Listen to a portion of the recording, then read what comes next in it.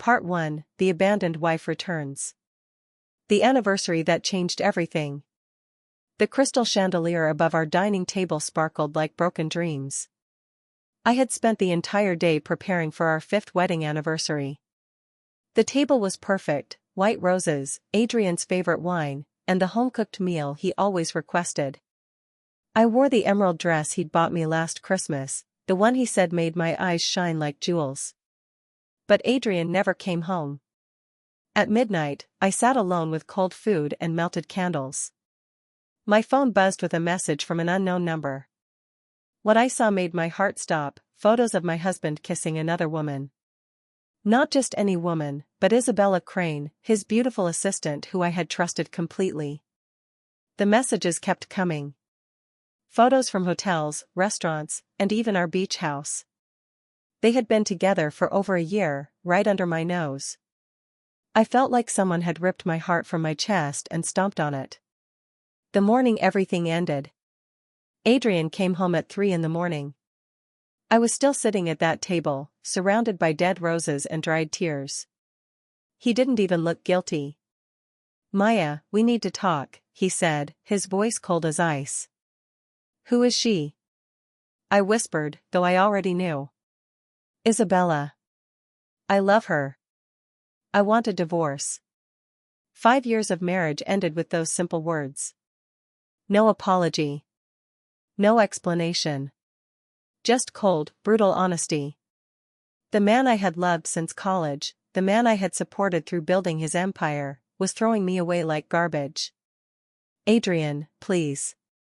We can fix this. I love you." "I never loved you, Maya." His words were knives. "I married you because my father liked your family. But Isabella, she understands me. She's everything you're not: ambitious, sophisticated, exciting." I felt my world crumbling. "What about everything we built together? I gave up my career for you. I supported you when you supported nothing. You were just there." He pulled out divorce papers from his briefcase.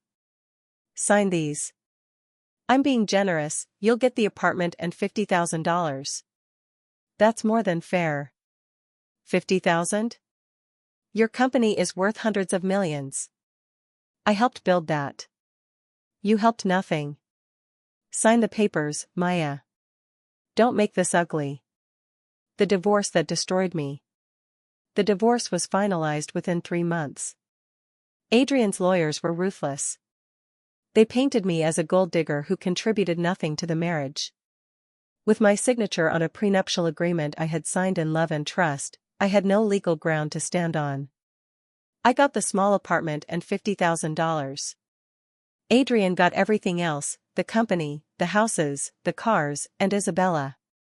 Their engagement was announced 2 weeks after our divorce. The society pages showed them smiling at charity galas, looking like the perfect power couple. Meanwhile, I was falling apart in my tiny apartment, unable to eat or sleep. But the worst part? I discovered I was pregnant. 3 weeks after the divorce, I sat in a doctor's office staring at positive pregnancy test results. I was carrying Adrian's child, the child we had tried for years to conceive. The baby we had wanted so desperately had finally come, but now at the worst possible time. The decision that changed my life. I stood outside Adrian's office building, my hand on my stomach, preparing to tell him about the baby. Maybe this would change everything. Maybe he would want his child. Maybe we could fix our broken family. Then I saw them through the glass doors. Adrian and Isabella, kissing in the lobby, her hand on her own swollen belly. She was pregnant too. "Congratulations to the future Mr. and Mrs. Blackwell," someone shouted. "And the baby?" My legs nearly gave out. He had moved on completely. He had created a new family, a new life, and there was no room for me in it. If I told him about my pregnancy now, I would become the villain, the bitter ex-wife trying to trap him with a baby. I made a decision that moment. I would disappear. I would have this baby alone and build a new life where Adrian Blackwell couldn't hurt us. My child would never know the father who had abandoned us. The disappearance. I left New York that night with only 2 suitcases and my small divorce settlement. I cut off all contact with friends and family, changed my phone number, and moved to Chicago. There, I used my maiden name, Maya Loran, and started over from nothing. Pregnancy was hard alone.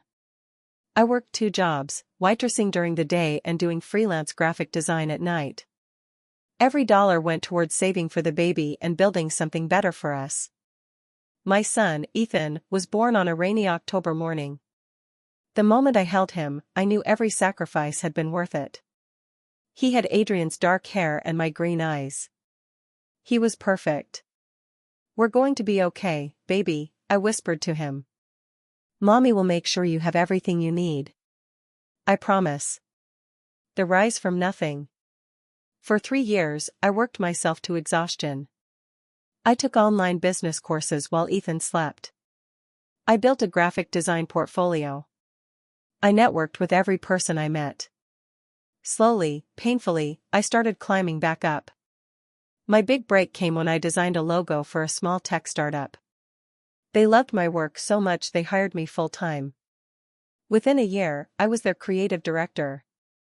Within 2 years, I had saved enough to start my own company, Loran Creative Solutions. But I didn't just want success. I wanted empire. I wanted power. I wanted everything Adrian had taken from me and more. So I could walk back into his world and show him exactly what he had thrown away. I transformed myself completely. Gone was the soft, trusting Maya who had let herself be walked over. I hired a personal trainer, changed my wardrobe to power suits and designer heels, and learned everything about business warfare. I became sharp, calculating, and ruthless. My company grew fast. I attracted top talent, won major clients, and made strategic partnerships. But everything I did had one secret goal: to position myself to destroy Adrian Blackwell. The mysterious partner. My biggest asset was Marcus Chen, a brilliant investor who had approached me with an interesting proposal. He wanted to help me build something massive, and he had the money to make it happen. "Why me?" I had asked during our first meeting. "Because you're hungry," Marcus had said with a knowing smile. "And hungry people change the world. Plus, I have my own reasons for wanting to see certain people taken down a notch." I didn't ask questions. Marcus invested $5 million in my company, and with his guidance and connections, Loran Creative Solutions became one of the fastest-growing creative agencies in the Midwest. But Marcus helped me with something else too: revenge planning. He had resources, information, and connections that would help me take down Adrian's empire piece by piece. "Are you sure you want to do this?" Marcus asked me one evening as we reviewed our plans. "Revenge is a dangerous game." "He deserves it," I said coldly. "He destroyed me. Now I'll return the favor." "And the boy? What about Ethan?" I looked at the photo of my son on my desk. He was almost 4 now, with Adrian's smile and my stubbornness. "Ethan will have everything Adrian never gave us. Security, stability, love. And when the time is right, Adrian will learn he has a son, after I've taken everything from him." The return to New York. 3 years after I had fled New York in shame, I returned in triumph. Loran Creative Solutions opened a Manhattan office in a building 3 blocks from Blackwell Industries. Our launch party was the event of the season. I stood on the rooftop terrace of our new headquarters, looking out at the glittering city that had once chewed me up and spit me out. Now I was back, stronger, richer, and ready for war. "You clean up nice, boss," Marcus said, handing me champagne. "Ready to face the wolves?" "I am the wolf now," I replied, smiling. The party was packed with New York's elite, the same people who had attended my wedding, then gossiped about my divorce. None of them recognized me. The broken, crying Maya was gone. In her place stood a powerful CEO in a stunning red dress, commanding every room she entered. Then he walked in. Adrian Blackwell. Still devastatingly handsome in his tailored suit, his dark eyes scanning the crowd with that same arrogant confidence. Isabella clung to his arm, dripping in diamonds, looking smug and satisfied.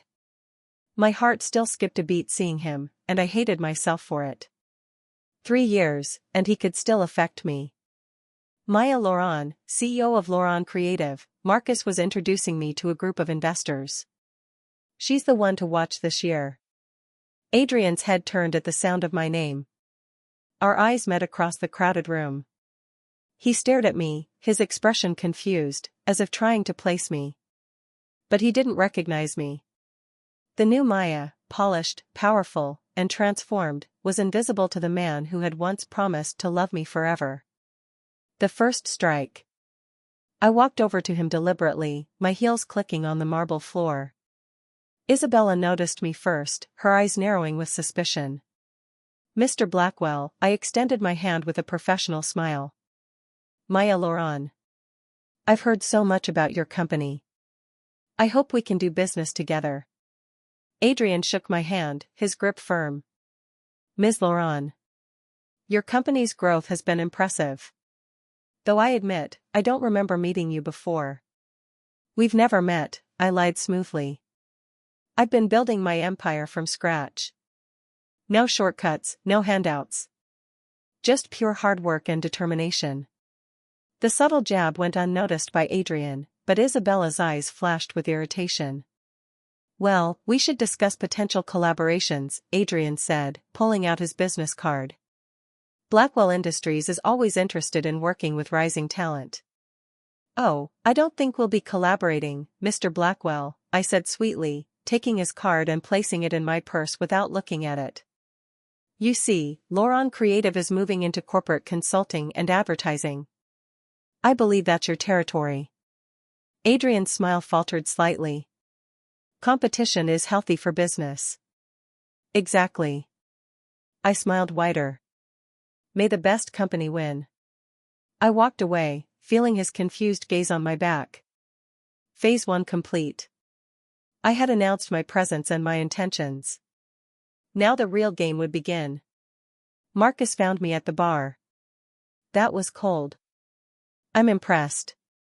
That was nothing, I said, watching Adrian and Isabella through the crowd. They were arguing, probably about me. Wait until he realizes who I really am. Wait until he understands what he threw away. And when will that be? I sipped my champagne, feeling the sweet taste of power and revenge. When it hurts the most. When he's lost everything, just like I did. Then I'll tell him the truth. Then I'll introduce him to his son. And then I'll walk away, just like he did to me. The war begins. The next morning, I sent a message to my entire team. Blackwell Industries is now our primary target.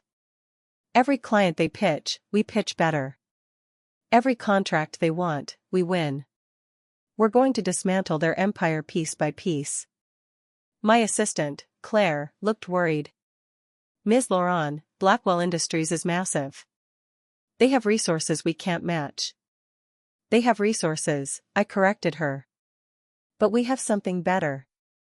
We have hunger, intelligence, and most importantly, we have inside information. Thanks to Marcus's connections, we had access to Blackwell's client lists, upcoming pitches, and strategic plans. Not illegal information, just data from public sources, former employees, and industry gossip. But it was enough to stay 2 steps ahead.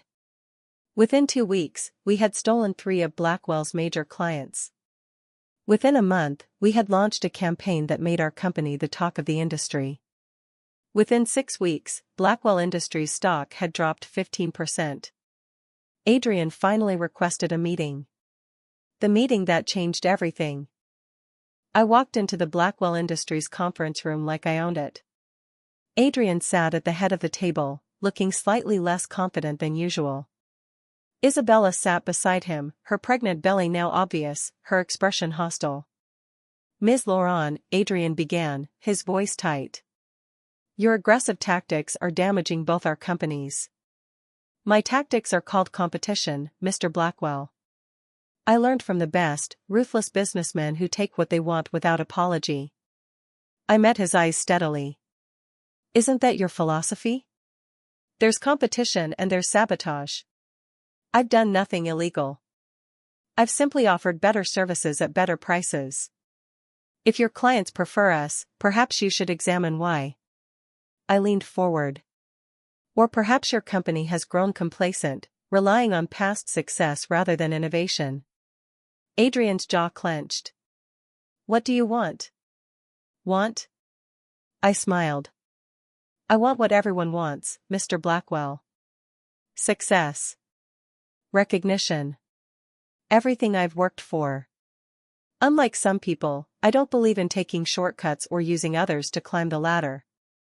Isabella finally spoke, her voice dripping with venom. Who are you really? You came out of nowhere, and suddenly you're everywhere, targeting Adrian specifically. What's your game? I stood, gathering my things. No game. Just business. But here's some free advice, Mrs. Soon-to-be Blackwell, the empire you're about to marry into. It's built on sand. And when the tide comes in, sand castles always fall. I left them speechless, my heart pounding with satisfaction and pain. The look of confusion and frustration on Adrian's face was sweet, but it wasn't enough. Not yet. Outside the building, I called Marcus. It's time for phase 2. Let's destroy him. As I walked away from Blackwell Industries, I didn't notice Adrian watching me from his office window, a strange expression on his face, as if somewhere deep in his mind, a memory was trying to surface. A memory of another woman in his life, one he had forgotten too easily. But recognition would come later. First, he needed to lose everything. Just like I had. The game had truly begun. End of part 1. The war between Maya and Adrian has started. But as they battle in boardrooms, old feelings and buried secrets threaten to surface. What will happen when Adrian finally remembers who Maya really is? And what will he do when he discovers the son he never knew existed? Continue to part 2 to find out. Part 2, Revenge in Motion. The corporate battlefield. 3 months into my war with Adrian, and Blackwell Industries was bleeding. Not dying yet, but wounded enough that Wall Street was starting to notice. Every morning, I woke up and checked the stock prices like an addict checking for their next fix. Watching those numbers drop gave me a rush nothing else could. Another client signed this morning, Marcus announced, walking into my office with coffee and a satisfied grin. Thompson Electronics. They were Blackwell's biggest account in the tech sector. How much? I asked, barely looking up from my laptop. $8 million annually. And they specifically said they chose us because of your presentation. Adrian tried to match our offer, but they weren't interested. I smiled, cold satisfaction washing over me. Good. What's next on the list? Marcus sat down, his expression turning serious. Maya, we need to talk about something. Adrian's been digging into your background. He hired a private investigator. My heart skipped a beat, but I kept my face neutral. What did they find? Not much yet. You covered your tracks well when you left New York. But he's persistent. He knows something's off about you. The way you target him specifically, the way you talk to him, it's personal, and he's starting to realize it. Let him dig, I said, though anxiety twisted in my stomach. By the time he figures out who I am, it'll be too late. And Ethan? If he finds out about your son. He won't. My voice turned sharp. Ethan is registered under my maiden name in Chicago. There's no paper trail connecting him to Adrian. My son is off limits in this war. Marcus nodded slowly. Just be careful. Wounded animals are dangerous. The forced partnership. The universe had a cruel sense of humor. 2 weeks later, I found myself forced into a partnership with the man I was trying to destroy. The Sterling Corporation, one of the biggest retail chains in America, announced they wanted to rebrand completely. They were accepting joint proposals only, they wanted a creative agency partnered with a consulting firm. The contract was worth $50 million over 3 years. Loron Creative was the perfect creative agency. Blackwell Industries was the perfect consulting firm. Sterling wanted us to work together or neither of us would get the contract. This is ridiculous, I said during the conference call with Sterling's CEO. Loron Creative can handle both aspects. Ms. Loron, our decision is final, CEO Patricia Sterling interrupted. You and Mr. Blackwell work together on this, or we go with other firms. We've seen what you both can do separately. We want to see what you can do together.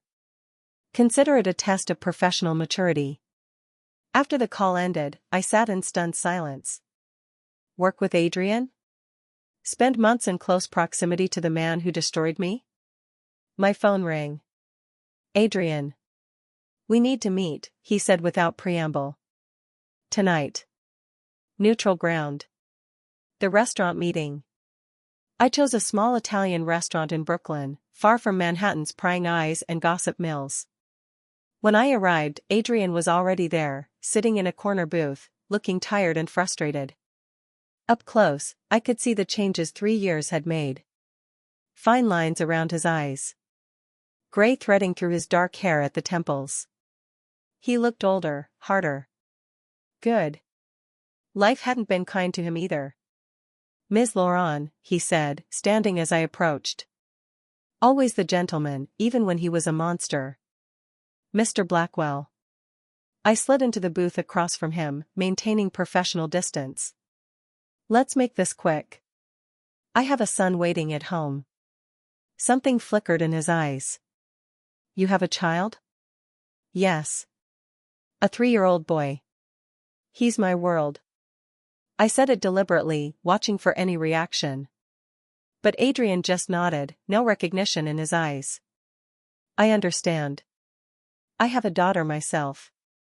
2 years old. He pulled out his phone, showing me a picture of a beautiful little girl with Isabella's features. Sophia. My heart clenched. He had moved on so completely, building a whole new family while I had raised his son alone. But I smiled politely. She's lovely. Thank you. He put the phone away. Look, I know we haven't gotten along, but this Sterling contract is huge. We both need it. Can we put aside our differences for this project? That depends. Can you promise to stay professional and not try to sabotage me? Adrian's eyes flashed with something, anger or maybe respect. I don't sabotage, Ms. Loron. I compete fairly. You're the one who's been targeting my company specifically. Compete fairly? I couldn't help the bitter laugh. Is that what you call it when you destroy people's lives for your own gain? What are you talking about? He leaned forward, genuinely confused. Have we met before? There's something about you, the way you look at me, the things you say. It's like you know me, but I can't remember meeting you. This was it. The moment I could tell him everything. But the revenge wasn't complete yet. He needed to suffer more first. We've never met, I lied smoothly. I just know your reputation, Mr. Blackwell. You're known for being ruthless in business. For taking what you want without caring who you hurt. That's business, not personal. For some of us, business is personal. When you destroy someone's company, you destroy their dreams, their families, their futures. You just don't care because you're not the one suffering. Adrian was quiet for a moment, studying me with those dark eyes that used to make my heart race. You're right. I never thought about it that way. But that's the nature of capitalism, there are winners and losers.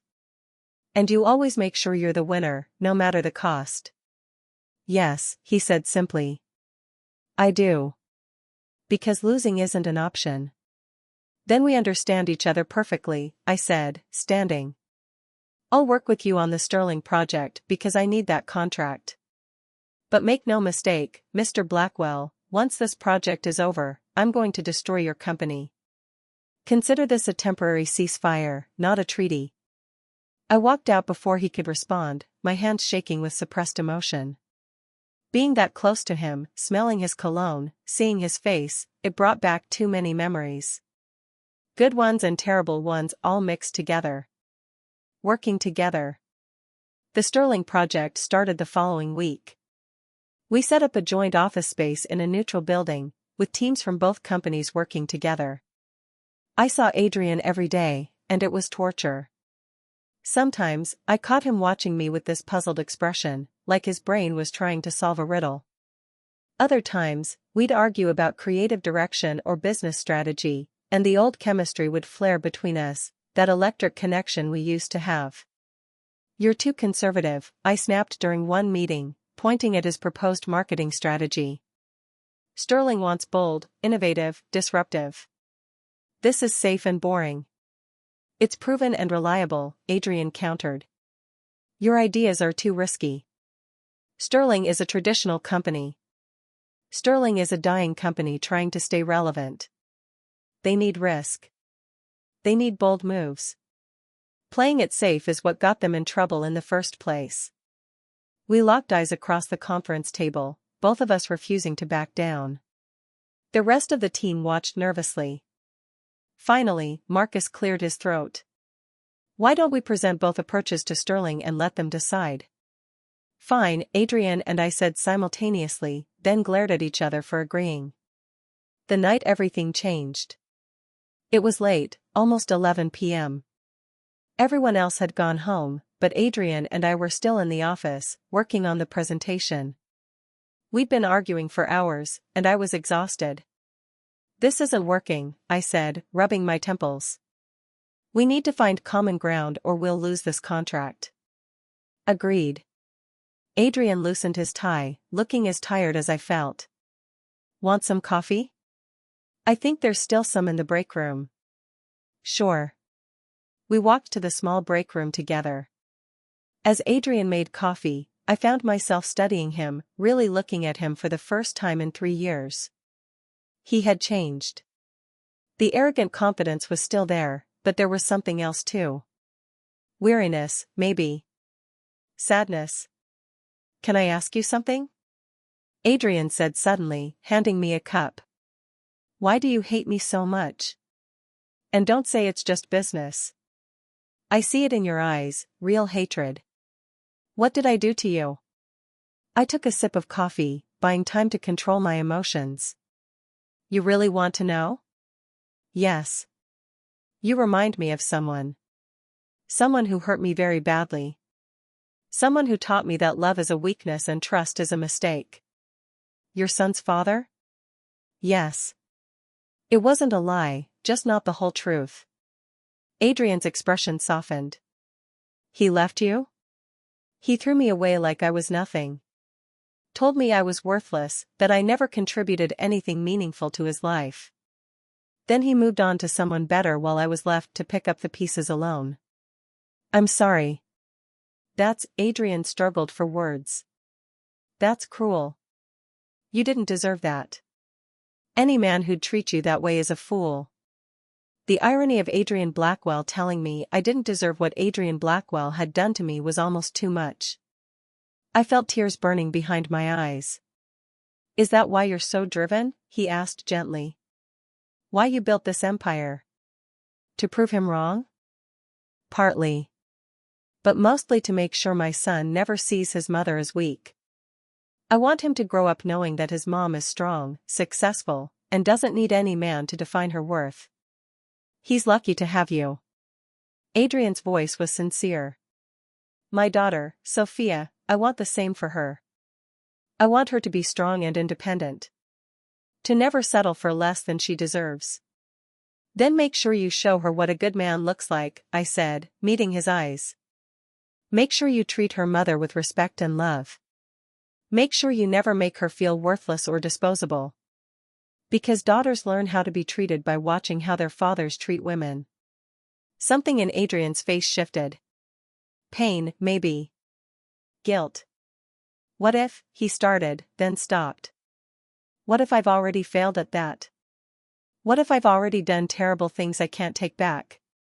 "Then you learn from it. You become better. You make sure you don't repeat the same mistakes. Some mistakes are too big to fix. Maybe. But you still have to try." We stood there in the break room, the fluorescent lights buzzing overhead, something shifting between us. For a moment, Adrian wasn't the man who destroyed me. He was just a person, flawed and struggling, trying to figure out how to be better. Then his phone rang. Isabella's name flashed on the screen. The moment shattered. Reality crashed back. This was the man who had chosen her over me, who had called me worthless, who had thrown away our 5-year marriage like it meant nothing.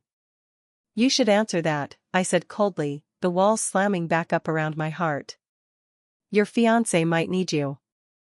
Adrian answered the phone, and I left the break room before I could hear his conversation with the woman who had destroyed my marriage. The investigation heats up. Marcus was waiting in my office when I returned. His expression was grave. We have a problem, he said. Adrian's investigator found something. He knows you lived in New York before Chicago. He knows you changed your name. He's getting close, Maya. Fear spiked through me. How close? He found your old apartment building. Talked to former neighbors. Someone mentioned you were going through a divorce around the time you left. He's connecting the dots. We need to speed this up, I said, pacing. I wanted to drag this out, make him suffer slowly. But if he figures out who I am before I'm ready, then you lose control of the narrative, Marcus finished. He'll claim you're just a bitter ex-wife. Everything you've built, all your success, will be dismissed as a revenge plot. Which it is, I said bitterly. Which it's not, Marcus corrected firmly. Maya, you built a legitimate empire. Lauron Creative is successful because you're brilliant, not because you're bitter. Yes, revenge motivated you, but your talent and hard work are real. Don't let him take that from you again. I sank into my chair. I'm so tired, Marcus. Tired of hating him. Tired of pretending. Tired of this whole thing. Then end it. Tell him the truth. Introduce him to Ethan. Get it all out in the open. Not yet. Not until I've destroyed Blackwell Industries completely. He needs to lose everything first. Even if destroying him destroys you too? I didn't have an answer for that. The gala. 2 weeks later, the Sterling Corporation threw a massive gala to announce their partnership with our joint venture. Adrian and I were required to attend together, presenting a united front. I wore a gold dress that cost more than my first car, designer, elegant, powerful. My hair was styled in soft waves, my makeup perfect. I looked like I belonged in this world now, like I'd always been there. Adrian was waiting in the lobby, wearing a classic black tuxedo. When he saw me, his eyes widened slightly. You look beautiful, he said, and something in his voice made my breath catch. Thank you. You look presentable yourself. He offered his arm. Shall we? We have a performance to give. The gala was everything I expected, champagne, caviar, and fake smiles. Adrian and I worked the room like the perfect team, charming investors and impressing clients. To everyone watching, we looked like successful partners, maybe even friends. But I felt like I was dying inside. Because this fake partnership, this professional courtesy, this was what our marriage should have been. We should have been a team. We should have supported each other. Instead, he had torn us apart. You okay? Adrian asked during a quiet moment. You look sad. Just tired. These events are exhausting. Yeah. He looked around the room, his expression distant. Sometimes I feel like my whole life is just performing for people. Pretending to be someone I'm not. Saying things I don't mean. Smiling when I want to scream. That sounds like hell. It is.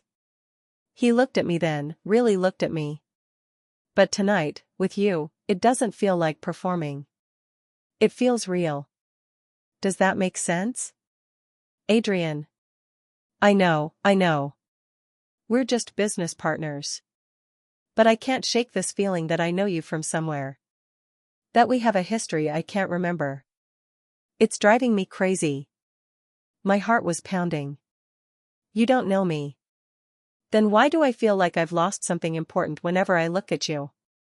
Why do I feel like if I could just remember, everything would make sense? Before I could answer, Isabella appeared, her pregnant belly wrapped in designer silk, her eyes cold as she looked at me. Adrian, darling, we need to leave.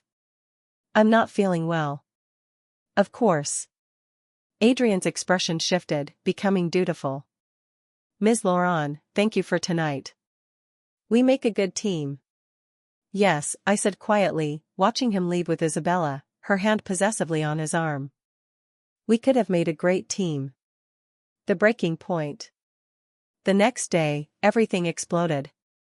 Adrian showed up at my office without warning, slamming the door behind him. His face was white with shock, his eyes wild with emotion I'd never seen before. Maya, he said, and the sound of my real name from his lips after so long made me flinch. Maya Blackwell. That's who you are. You're my ex-wife. The moment I'd been dreading had arrived. Yes. How long have you been planning this? This whole revenge plot, the company, the competition, the sterling partnership. All of it was to destroy me? Yes. Why? The word was torn from him. I gave you a settlement. The divorce was clean. Why come back after 3 years and try to ruin me? I stood, all the rage I'd been suppressing for 3 years finally breaking free. Clean? You think that divorce was clean? You destroyed me, Adrian. You told me I was worthless. You threw away 5 years of marriage for your mistress. You took everything I had helped you build and kicked me to the curb with $50,000 like I was a servant you were dismissing. You signed the prenup.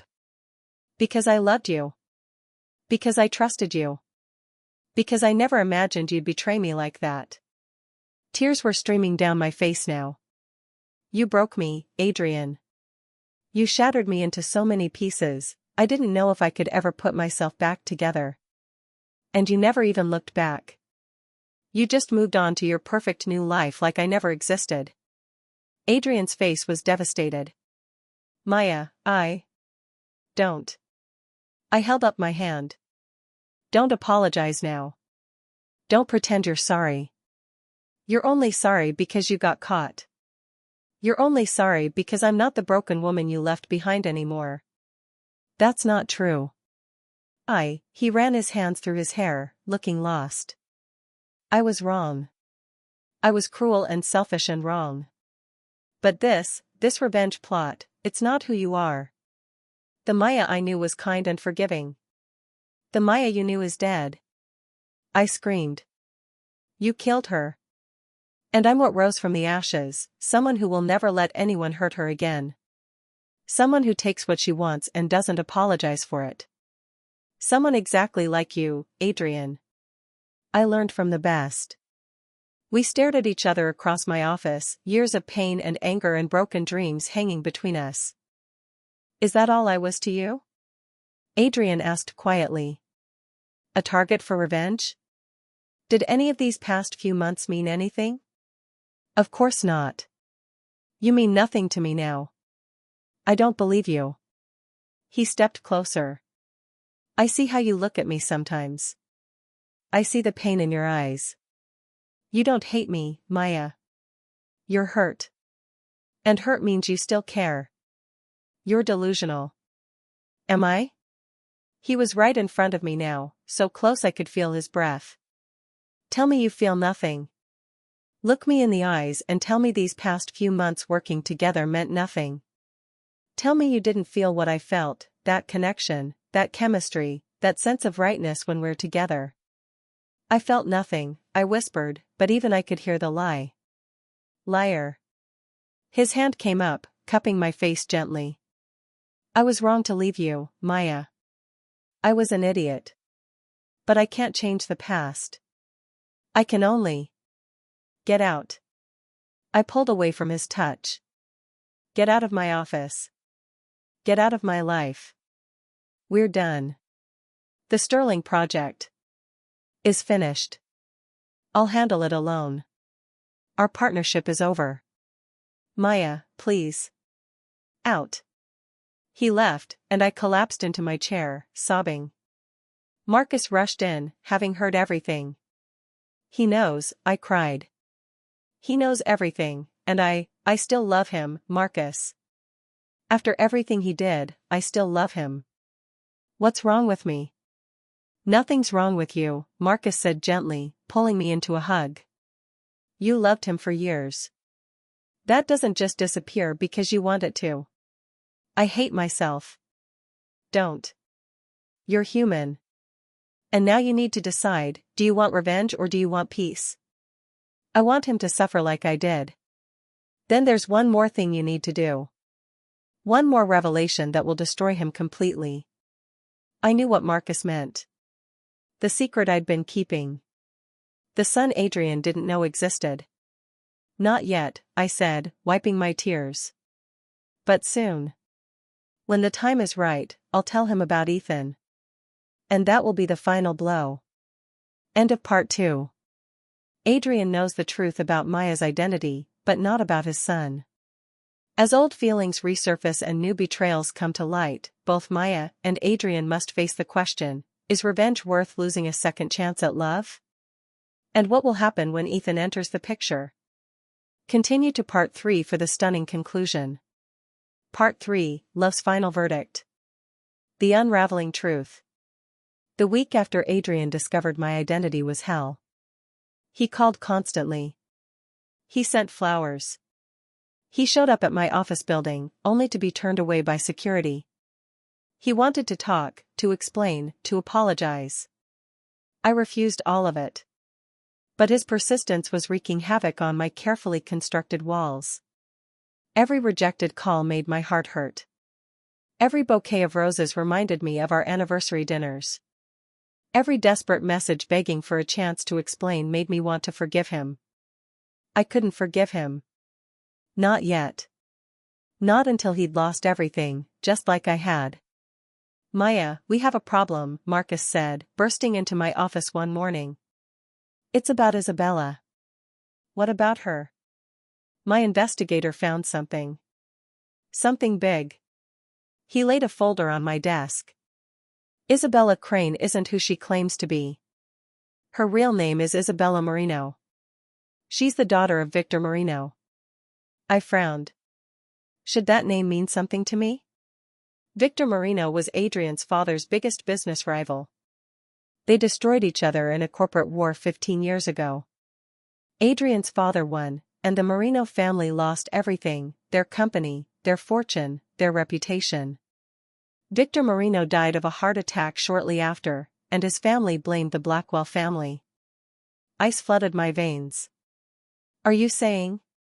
Isabella's entire relationship with Adrian was planned, Marcus said grimly.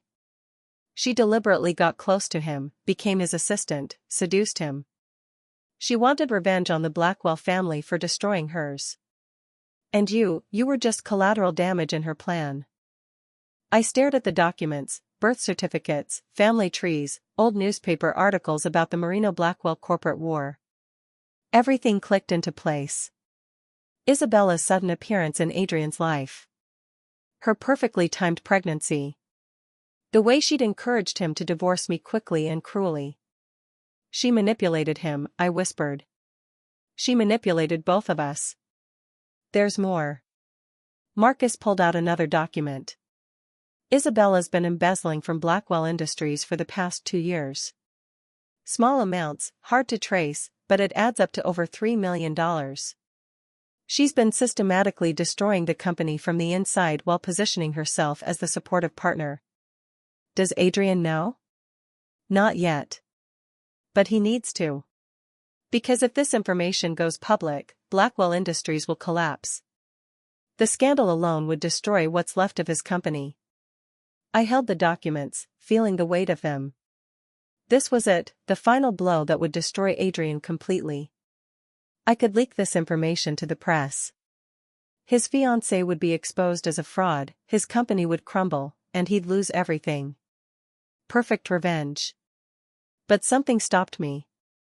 The image of Adrian holding his daughter Sophia. The memory of his voice in that break room, talking about wanting to be better. The way he'd looked at me when he said I was beautiful. "What are you going to do?" Marcus asked. "I need to talk to him," I said slowly. "He needs to know the truth." The meeting. I called Adrian from a burner phone. He'd been blocked on my regular number. "Meet me at Riverside Park. 1 hour. Come alone." He was already there when I arrived, sitting on a bench overlooking the Hudson River.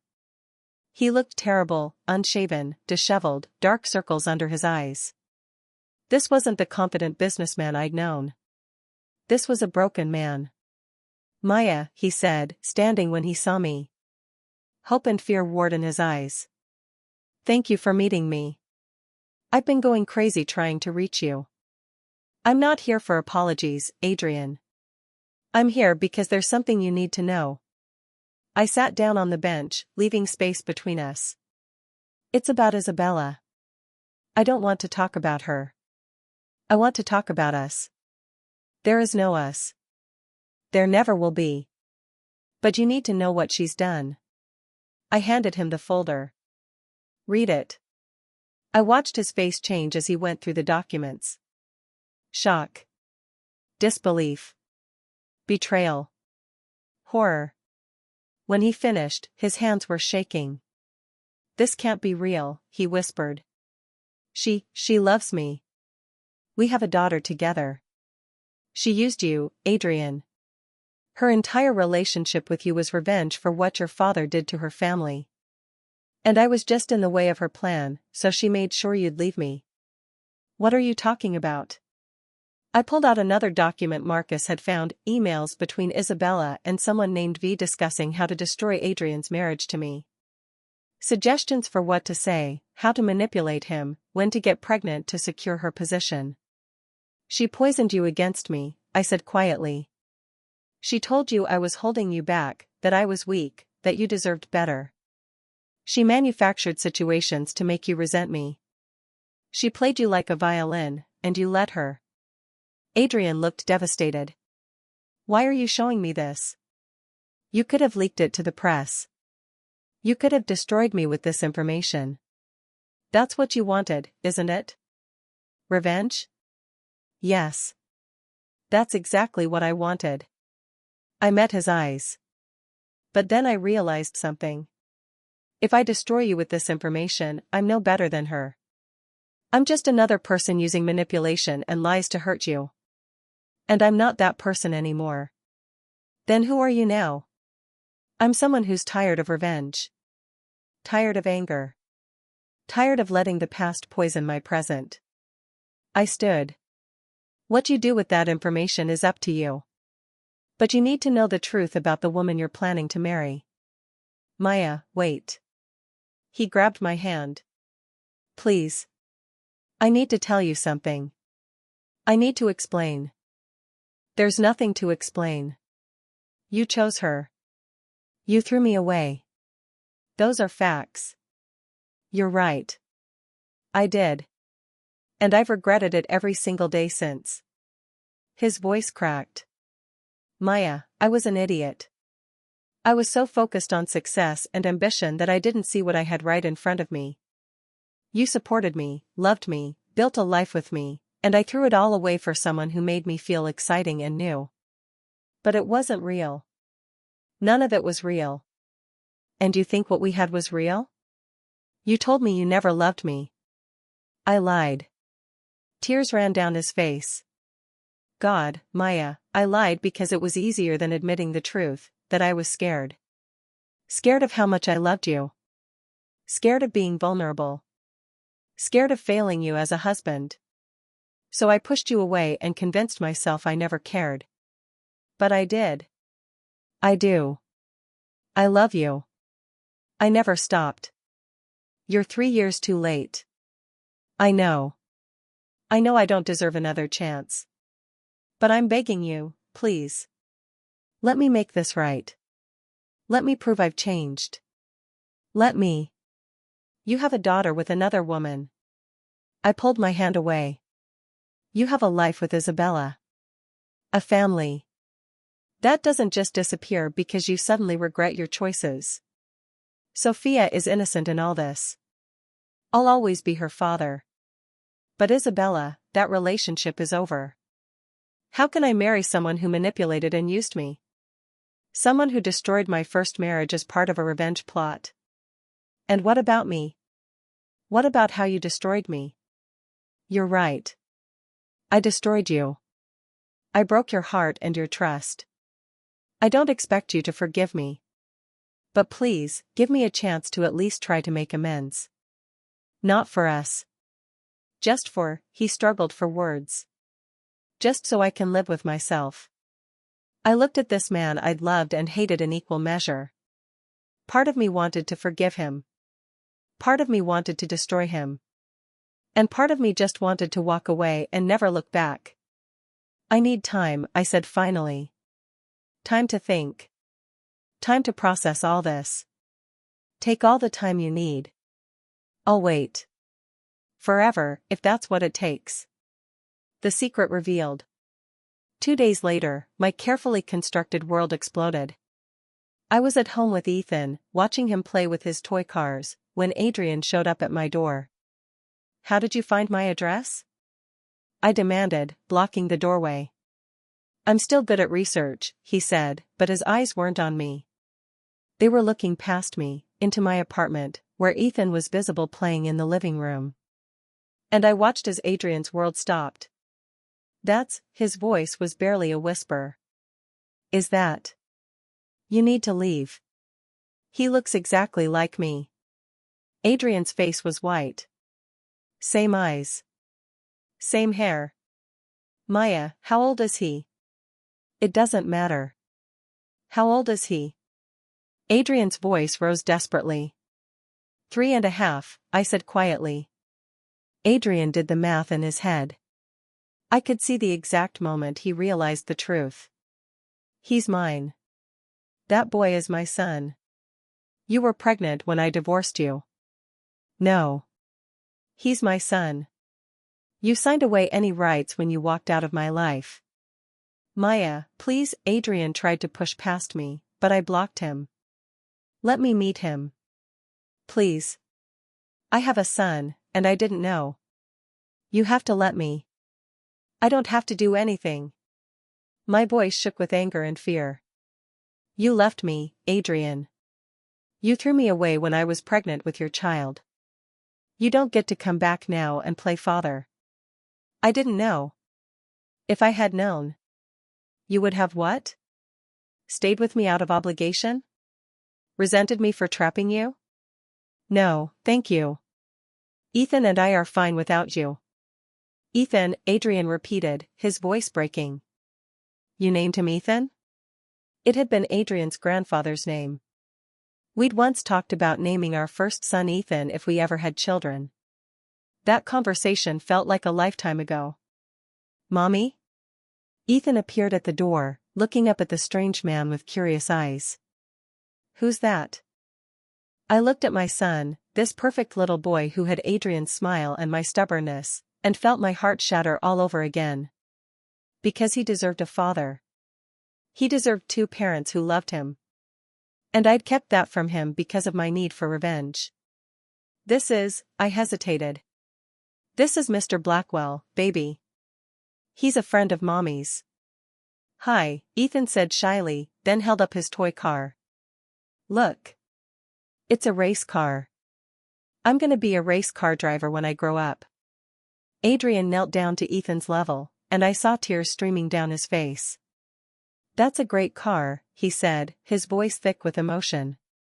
I used to have one just like it when I was your age. Really? Ethan's eyes lit up. What was your favorite color? Red. Like yours. They smiled at each other, father and son meeting for the first time, and I had to turn away, unable to watch this moment I'd stolen from both of them. The confrontation. After I sent Ethan to his room, Adrian and I sat in my small apartment, the tension suffocating. You should have told me, Adrian said finally, his voice hollow. You should have told me I had a son. Why? So you could reject him too? So you could tell him he wasn't good enough, just like you told me? That's not fair. I would never. You already did. I exploded. You rejected your own child before he was even born. You chose Isabella and your new perfect life. Ethan and I were never part of that equation. Because I didn't know. Maya, if you had told me you were pregnant. I tried. The words ripped from my throat. The day I left New York, I went to your office to tell you. And I saw you with Isabella, celebrating her pregnancy, planning your future together. You had moved on so completely, so quickly. You had everything you wanted. How could I bring a baby into that? How could I make myself the villain by trapping you with a pregnancy when you were already building a new family? Adrian buried his face in his hands. God. Maya. I'm so sorry. I'm so sorry. Sorry doesn't give Ethan back the 3 years with his father.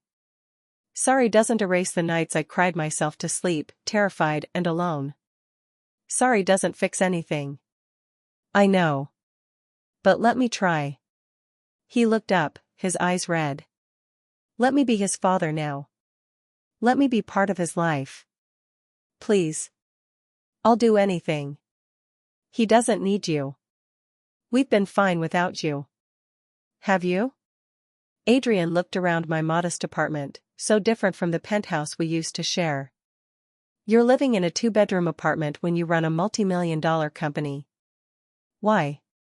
Because I'm saving money for Ethan's future. For his education, his security. While denying him a father. Adrian's voice was gentle but firm. Maya, I know I hurt you. I know I don't deserve forgiveness. But Ethan is innocent. He deserves to know his father.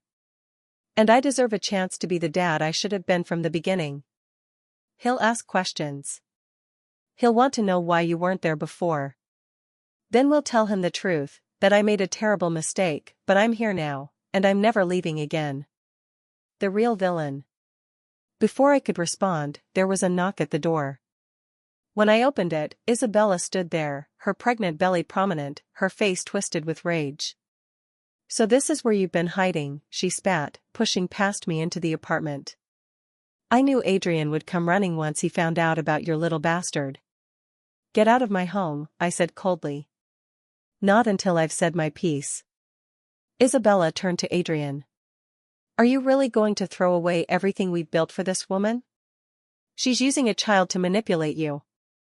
You mean like you manipulated me for 3 years? Adrian's voice was ice. I know everything, Isabella.